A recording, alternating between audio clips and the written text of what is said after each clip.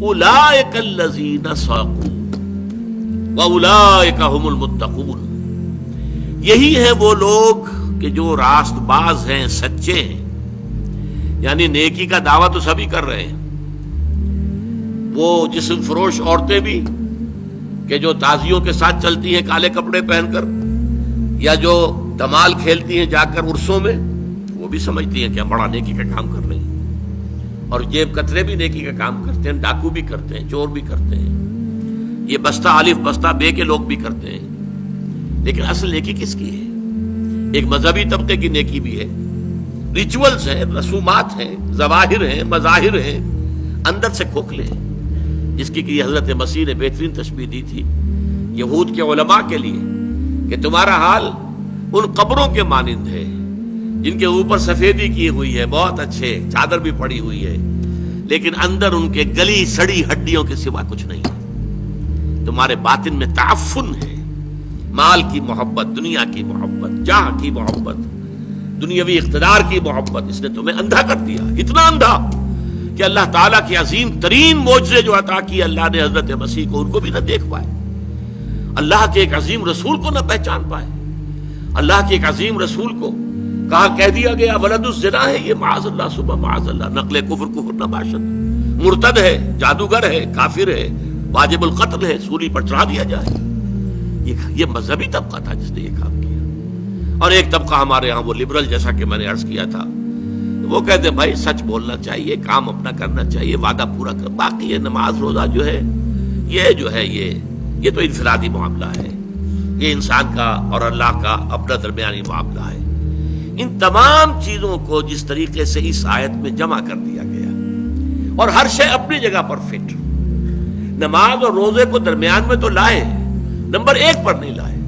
Number ایک پر وَآتَ الْمَالَ عَلَىٰ حُبِّهِ ذَوِي الْقُرْبَىٰ وَالْيَتَامَىٰ وَالْمَسَاكِينِ وَابْنَ السَّبِيلِ وَالسَّائِلِينَ وَفِي الرِّقَابِ. اور اس سے بھی پہلے اصل ایمان، موٹیویشن کیا ہے تمہارا؟ اب دیکھیے ہماری مجبوری کیا ہے. ہم انسانوں کی مجبوریاں ہیں دو. ایک تو یہ کہ ہم اعمال کے ظاہر پر حکم لگاتے ہیں، ہمیں باطنی تو نظر نہیں آتا، ہم کسی کا دل نہیں دیکھ سکتے، ہمیں نہیں معلوم اس کی نیت کیا ہے، اور کسی کی نیت پر بلا سبب شک کرنا، شبہ کرنا، اس کی ہمیں اجازت نہیں. لہذا ہم تو کہہ دیں گے یہ نیکی ہے، یہ کام نیکی کا کام ہے. ہم اس کی باطنی جو ہے، اس کا اصل پس منظر کیا ہے، اس کی اصل جذبہ محرکہ کیا، ہم نہیں جان سکتے. دوسرا معاملہ کیا ہے، ایک ہی شخص کے ہم کچھ اعمال کو کہتے ہیں یہ کام تو اس نے بڑی نیکی کی ہے، یہ کام اس کے بڑے برے ہیں. یہ بھی در حقیقت ہماری محدودیت ہے. حقیقت کے اعتبار سے انسانی شخصیت جو ہے ایک حیاتیاتی اکائی ہے. دیکھیے اگر آم کا درخت ہے تو آم لگے گا، اس میں نیمبو کیسے لگ جائے گا؟ آم لگے گا، نیم کی نمولی کیسے لگ جائے گی؟ اگر آپ ایک درخت میں دیکھتے ہیں کہ آم بھی لگا ہوا، نمولی بھی لگی ہوئی ہے، وہ کڑوی کسیلی نمولی بھی لگی ہوئی ہے اور میٹھا آم بھی لگا، آپ کیا کہیں گے؟ کیسے انہونی سی بات ہے. تو شخصیت تو ایک وحدت ہے، یا اس کے اندر خیر ہے یا شر ہے. شر ہے تو شر ہی ظاہر ہوگا، چاہے اس شر نے اوپر کوٹنگ لے لی ہو خیر کی، بظاہر نیکی کا ایک عمل کر رہا ہے، لیکن اس درخت کا، اس کی جڑ سے جو شر کی غذا اسے مل رہی ہے، اس اعتبار سے اس عمل کے اندر شر ہے، خیر نہیں ہے، چاہے ظاہری اعتبار سے خیر نظر آ رہا ہو.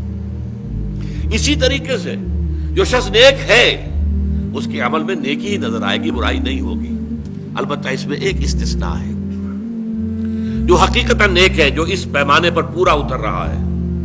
وَلَٰكِنَّ الْبِرَّ مَنْ آمَنَ بِاللَّهِ وَالْيَوْمِ الْآخِرِ وَالْمَلَائِكَةِ وَالْكِتَابِ وَالنَّبِيِّينَ إِلَىٰ آخِرِ الْآيَةِ. جو شخص اس پر پورا اتر رہا ہے اس سے بھی کبھی وقتی حالات کے تحت، وقتی اثرات کے تحت کوئی غلط کام سرزد ہو سکتا ہے.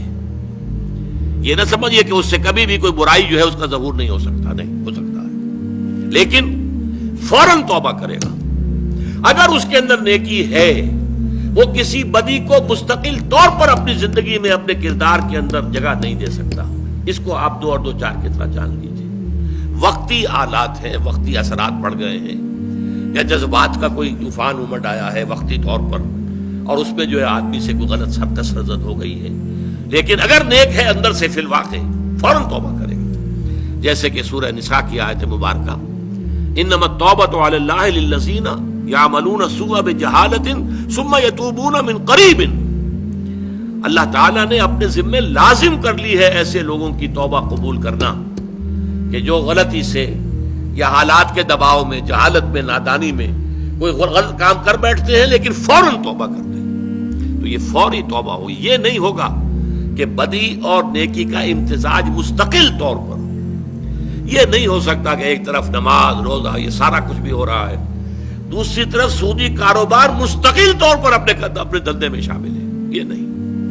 یہ اگر ہے تو اس کا مطلب یہ ہے کہ نیکی نہیں ہے. اصل میں یہ اندر اندھیرا ہی ہے، روشنی نہیں ہے، اندر تاریکی ہے، اندر کوئی نور نہیں ہے. یہ صرف ظاہر کے کچھ اوپر جو ہے لبادے اوڑھ لیے گئے ہیں، ان کی حقیقت کوئی نہیں. آخری بات اس آیت کی وَأُولَٰئِكَ هُمُ الْمُتَّقُونَ، یہ سمجھیے بونس ہے اس آیت کا کہ تم نے نیکی کی اصل حقیقت کو اگر سمجھ لیا تو ساتھ ہی یہ نوٹ کر لو یہی لوگ متقی ہیں.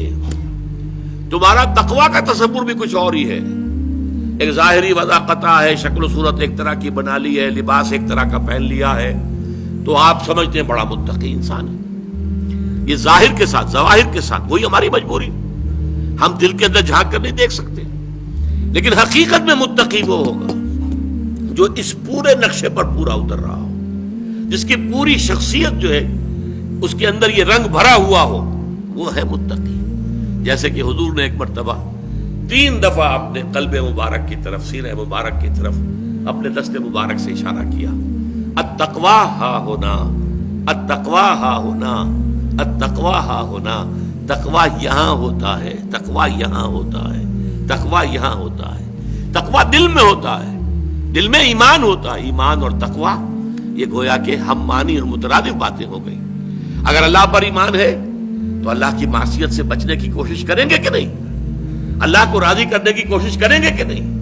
لہذا اصل تقویٰ یہاں ہے. اور جب یہ اندر ہے تو پھر پورے وجود کو یہ ایک خاص رنگ میں رکھ دے گا، اور وہ پوری شخصیت انسان کی اس آیہ بر میں ہمارے سامنے آ گئی.